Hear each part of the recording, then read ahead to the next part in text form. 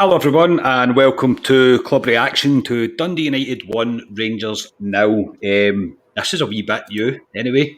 I'm your host Scott Carney and joining me after the Pfizer had took him for a couple of days is Scott Gemmell. How's it going, mate? Aye, as you say, I got my second jag on Monday there, and I've been feeling terrible all week. Started to feel a wee bit better last night. Felt okay this morning, and then I think I've just been brought back down to where I was, to be honest, after that. Then you just watched Rangers get beat off Dundee United. So, yeah, mate, I mean, without... Rangers deserved it. Do you know what I mean? I'm not going to sit here and paint it to be something that it's not. There was just a lack of cutting edge in the final third. Too many players just haven't shown up yet for this season, and it's been they've especially got a free pass really against Livingston. Obviously, we get found out a bit against Malmo, but we will jump into the game, mate. But can you disagree with anything that I said there? Not really. I've had a few concerns since the middle of pre-season. I know we spoke about how pre-seasons this year's been a bit disjointed. He's not had his full strength squad, and I've had wee niggling concerns at the back. The Livy game and the result, the scoreline, rather than the kind of play during it, kind of maybe masked over that a wee bit. But there's wee niggling concerns, and there's always the fear we're going to hold up this season to last season, which last season, particularly in the league, was unbelievable. So it's harsh to do that, but I think it's natural to do it as well. So I can't disagree. No, as I say, the run was always going to come to an end, mate. Let's be honest. We have just been on an unbelievable, unbeaten run in the league. I mean, we really have, and it was always going to happen. I don't think many expected it to be today. But, I mean, from the get-go of the game, you could see that Dundee United were well and truly up for it. They looked well more up for it than Rangers were, put it that way. And the amount of energy they were putting into the game, especially in the first half, it's kind of really what's got them through, let's be honest. Second half, we will break it down. Second half, Rangers dominated. But yeah, as I mentioned, just not enough cutting edge and not enough of our big players, if you like, are really coming to the front and kind of taking charge. So the starting 11 today was McLaughlin, Tavernier, Goldson, Hollander, Barisic, Davis, Kamara, Lundstrom, Aribo, Kent and Morelos. Good to see Morelos back, obviously. The subs were McGregor, Patterson, Simpson, Arfield, Wright, Itten and Defoe. So the kind of big shock there was no Roof, but Gerrard did confirm pre-match that he's has a family issue and the club are kind of fully supporting him with it. And obviously there was no Sakala, but I would maybe say that's a kind of pointer towards what's maybe going to happen on Tuesday night. But we'll jump into the game, mate. Before that, any great shocks in the team, really, for you? No, I would say on paper that's arguably our strongest team, apart from maybe McGregor and Hadji playing in there. I would say you look at that, and like I messaged you boys earlier in the day and said we should be winning that game fairly comfortable with that team. You'd like to think so. No shocks, and as you touch on Roof, obviously having some issues that hope it all goes okay with for him. But no, yeah, very strong team, I would say.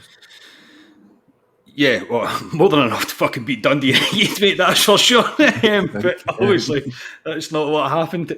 So, I mean, from the get-go, Dundee United won a free kick really early on, gave them a couple of early corners. Nothing really comes of it, but United definitely started the better in the first 5 minutes or so. There was a shot from distance, but it was easily dealt by McLaughlin.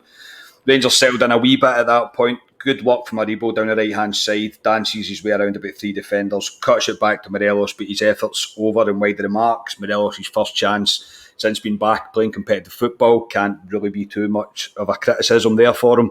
Hollander then has a headed effort, go wide from a corner on 16 minutes, and that's kind of the first 20 minutes, to be honest. United are trying to have a go anytime they're in possession, then sitting in as soon as Rangers get control of the ball, but you could see that United were trying to catch us on the break as much as they could. But in the first 20 minutes, mate, not really a great deal in the match. No, I mean, we had 5 or 6 minutes in, as you mentioned, the Aribo and Morelos, a wee phase of play where Aribo slipped in a really good ball for Morelos. Mulgrew, to be fair to him, put in a really good block to kind of nullify what Morelos was going to get in the shot away. And then Aribo picks it up again hits it back to Alfie, and yeah, I think the ball just gets away from him a wee bit, and it just goes wide. But I think for us in that first 20 minutes, that was all we really done. Dundee United in that first 20 minutes, they looked a bit stronger. They looked a bit more wanting it. You know what I mean? And what I was thinking is, you forget they've played six this will have been their sixth competitive league or competitive match, because they had the League Cup games. And I think they were back at the start of July. They were back playing competitive football that actually means something. Now, does that have I know they're playing against teams in lower divisions and everything, but it's still an aim, you would imagine, for Dundee United to progress in that League Cup. So it's important games, whereas we're playing friendly games, getting ourselves up to speed. And I think you could see that Dundee United did look that wee bit sharper. Agreed, mate, but how long are we going to just continue to let this be the case? Do you know what I mean? Now we're now fully up and running. We're in. We've got a Champions League, second leg of a Champions League qualifier coming up. We're into competitive football now. So, yeah, I do understand where you're coming from, mate, and I would tend to agree with it. But that excuse is going to run out very, very quickly now. Do you know what I mean? There's not a lot left for that excuse. This is that. Yeah, today is probably the last time. Yeah, you cannot use it anymore. Tuesday coming up. Yeah, definitely. But I say Rangers we try and get some time on the ball, but really throughout the first half, we don't really control the ball at any time. I mean, Dundee United did well in the first half. I'll give them their credit, and they worked their arse off. They really did, but there was no way they were going to be able to keep that up for the full 90. Move on to 23 minutes. Good play from Rangers. And a pass of real quality from Davis gets to Aribo. It's just inside the box. He tries to tee up Kent, but it doesn't quite come off, and it's cleared. From the resulting throw, Rangers then win a free kick on the edge of the box after Morelos is brought down. Barisic hits the ball straight into the wall like he'd done in the Malmo game. It was a rather poor attempt. The second phase of play leads to a header from Morelos at the back post, but he's leaning away from goal, and it goes wide of the near post. 30 minutes now, really. United are still looking lively, putting the effort in, giving their crowd something to cheer about. They were well and truly up for it. There's no doubt about that. It's the first time they've had a crowd back in Tannadice, so you would expect that. I'm not sure Rangers handled that particularly well. Again, that's open for interpretation. I think that one, whether we did or we didn't, but I don't think, especially when they scored, I don't think we handled that pretty well. We'll come on to that, mate. But yeah, as I say, 38 minutes, Goldschon's then booked for bringing down a United player as he's running at pace at him. I think we're all just becoming a bit frustrated at this point. I think the fans were, Rangers fans, I mean, just going by the group messages that I had, my phone was lighting up like a Christmas tree. And the players were getting frustrated, and so was the manager. You could see that what United were doing was really stopping Rangers doing anything at all. 41 minutes, Mulgrew can maybe count himself a wee bit lucky here. Brings down Morelos as the last man. There are players running back for United, but in my opinion, if he doesn't grab Morelos there, Morelos gets a shot away. And I'm not fucking, before the Tims that have definitely tuned in to watch this, mate, wanting to jump on me for it. I do still think that Morelos would have got a shot off, so I think he's a wee bit lucky to only get a yellow for it. Yeah, no, I think it was it Smith or Edwards that was kind of covering in the right back position. That if they weren't there, then yeah, I think red card would have been. Yeah, because it's one of if you do it in your own team, you're like, that's a very good professional foul. Yeah. Whereas it's fixed against you, you're like, no, get him off. So yeah, I mean, because he had the cover of the right back or whoever was sitting in the right back position at that point, kind of got him away with the yellow only. But it could have been a red easily if didn't have that cover. And I agree. I thought Morelos would have got away. I mean, he's been running around car parks the last week or so. You must be fit. You must be fit if you shouldn't about car parks. But from the resulting free kick from that, Tav probably goes closest at that point with the free kick that we went all the kind of first half, but the ball just didn't come back down quick enough, and it's over the bar. No added on time at the end of the half, and it's 0-0. So half time, mate, my thoughts were Aribo and Morelos were looking decent, to be honest. Tav was trying his best to get down the right hand side, trying to get something linked up. I will mention, obviously, that Ali's not here. He's watching it elsewhere today and can't come on, but he did bring up Lundstrom. I think he's one of the players that, I mean, mate, that's just not quite came to the party yet. Would that be fair? Yeah, I think so. I mean, I said in a group chat that the midfield was my concern. It was where Dundee United were dominating. As I think Davis and Aribo for me were pretty much standouts, not the right word, but they were kind of better players in that first half. But the midfield, it wasn't clicking. It wasn't linking up with the defence. It wasn't linking up with the attack. So then, Kent's getting isolated. You've seen Kent again dropping back very deep to try and get the ball, try to make something happen.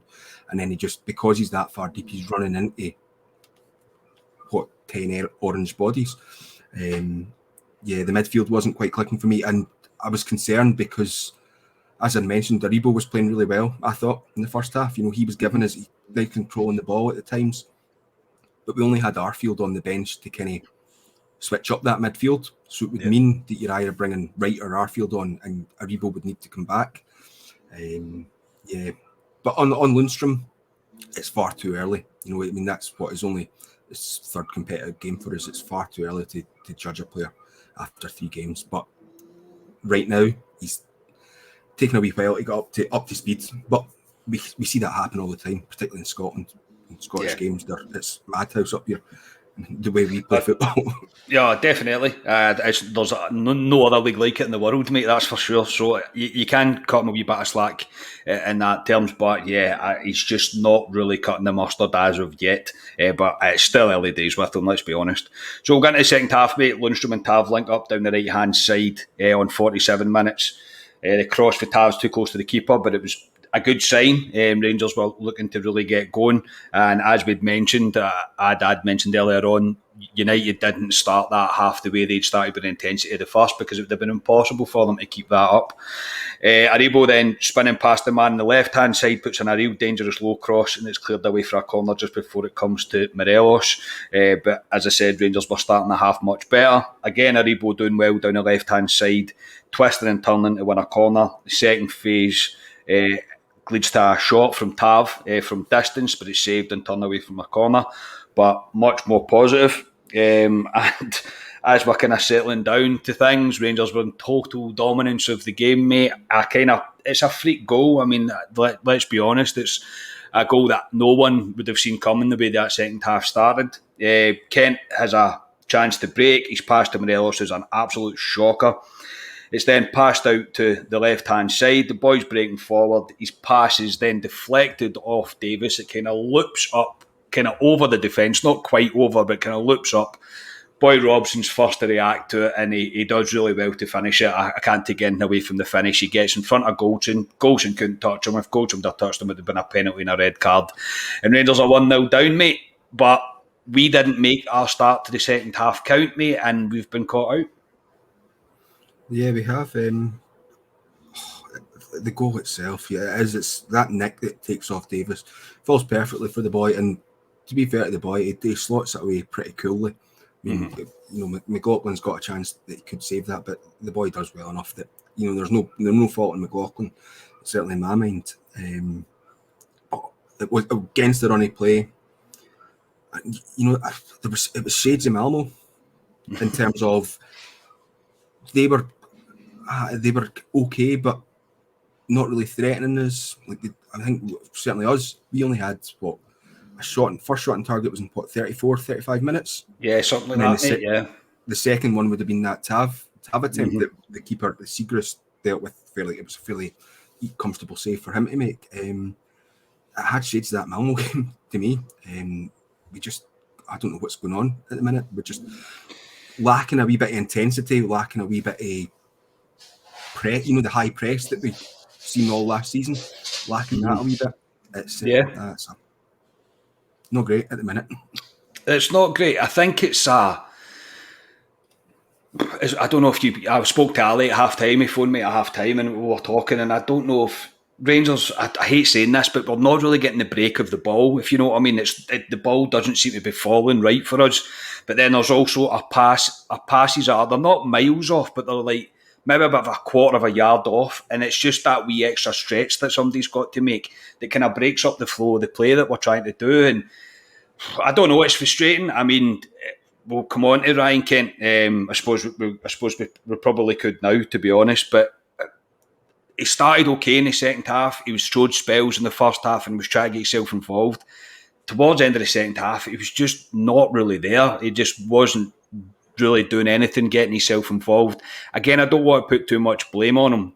As soon as he gets the ball, he's got about 3 guys around him. Do you know what I mean? We have to look to try and do something else instead of always trying to get him involved. And I can never, ever fault the guy's effort. But Kent was somebody we needed today, and it just didn't happen. No, it didn't. And again, harking back to the game on Tuesday night, it was similar. Just kind of running into bodies. And yeah, you're right, he always puts in effort.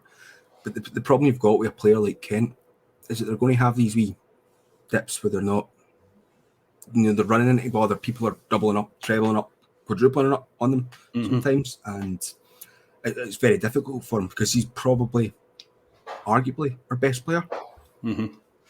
And our most potent threat, decent, certainly going forward, I would say. And teams identify that, and teams try to nullify them any way they can. And it gets frustrating for him because he drops deeper. And as soon as he drops deeper, he's not where you want him to be. Where the pass should come from. Someone should be passing at him where he's getting the ball. It's like the pass, the move he starts, he should actually be towards the end of that move. Instead, he's not. He's at the start of it because he keeps dropping deep. Yeah. So, yeah, Kent again, frustrating, but we're going to get that. Those type of players, you get that, He's not an out-and-out winger, but we all know that from like our days of David Cooper, Laudrup. They have these days where it doesn't come off for them. Yeah. So then on at 69 minutes, Lundstrom comes off, Wright comes on. He offered very little, as we spoke about. Our midfield as well, it looked a bit tight. It looked like we were all far too close. Him and Davis were taking up the kind of same positions.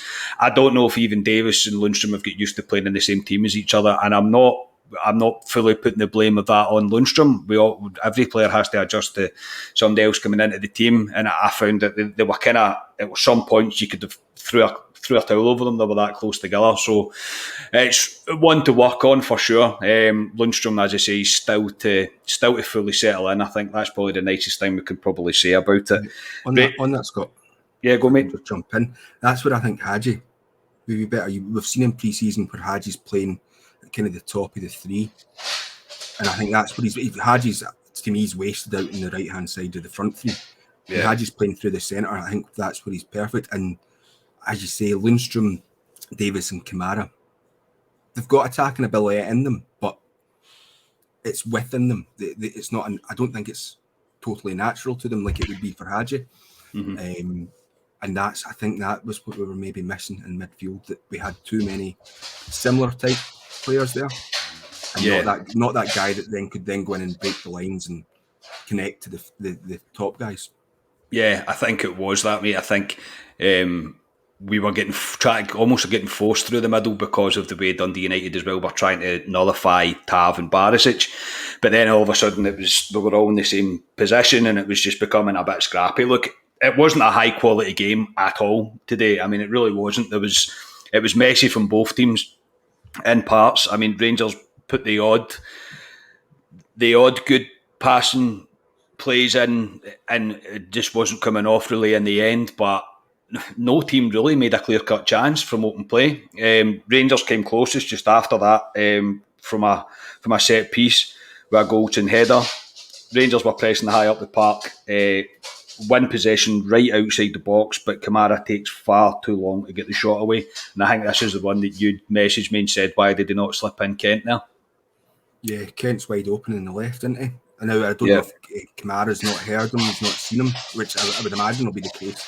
But Kent was sitting gaping for him to slide him in, and then it's pretty much a tap-in. Not a tap-in, but gets a shot away to test it. It was You'd imagine he would score. You would imagine he would have scored. Yeah, you'd like to think so. I kind of started yelling very loudly at that point. Mate, to be honest, I was quite calm today. It was later on, maybe midway through the kind of about 85 minutes or so, I started to get proper annoyed. But I mean, I was going, well, you can't really complain too much. Do you know what I mean? Because Rangers just simply didn't do enough. We didn't create enough from.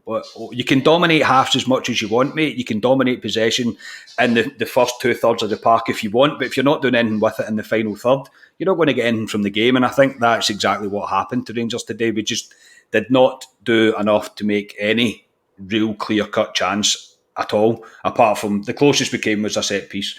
And it's not. That's not good enough. It's just not for a team like Rangers. That's not good enough. Kent then comes off. Where Cedric Itten come on, followed closely after that by Morelos going off and Defoe going on. At one point, I thought he was going to leave Morelos, Itten, and Defoe on at the same time, and I was like, God, he's really going for it. It's just anybody that's ever scored a goal before just get changed and go in the park and try and score. But Rangers really huff and puff, mate, for the last 10 minutes, including the 5 minutes of added on time, but again, do not create a clear-cut chance. And the game finishes 1-0 to Dundee United, and they celebrate it like they've just won the Champions League, mate. And to be honest, who can blame them? Let's be honest, they have just beat the unbeaten champions, mate. So, full time, mate, as I say, Rangers were just far too sloppy. Not enough in the final third. As I say, closest was a header.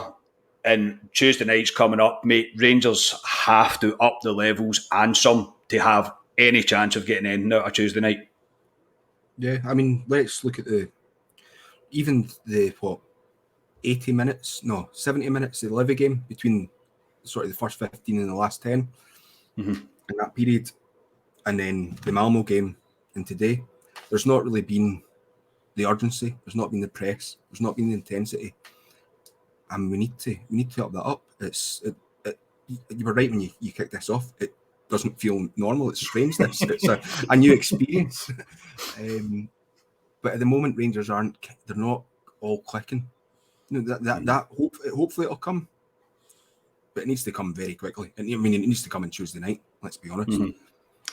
Yeah, it's as if hello Rangers, the season has started. Can we start now, please? Like, can we now go? Thanks very much, because we have to up it for Tuesday. If we dwiddle about like that on Tuesday night in front of a packed Ibrox, we could be in for a very, very long 90 minutes.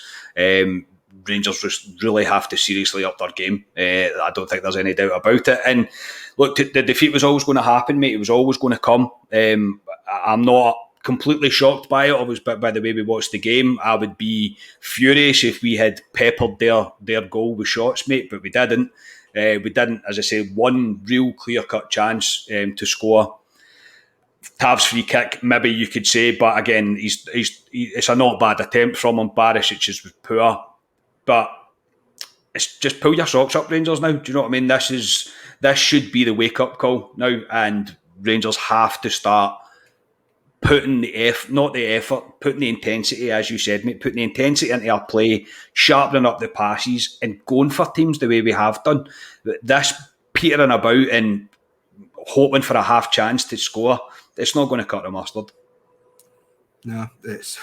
I mean, we're only 3 competitive games in, and we're feeling a bit down. Of course, we're going to feel down. I mean, we've just get defeated. You know, you were hoping that undefeated run would last longer than it has. But as you say, it did have to end at some point. So we I think it's the case we just kind of reset and go again. Reset, go again, mate. It's the only way we can do it now, to be honest.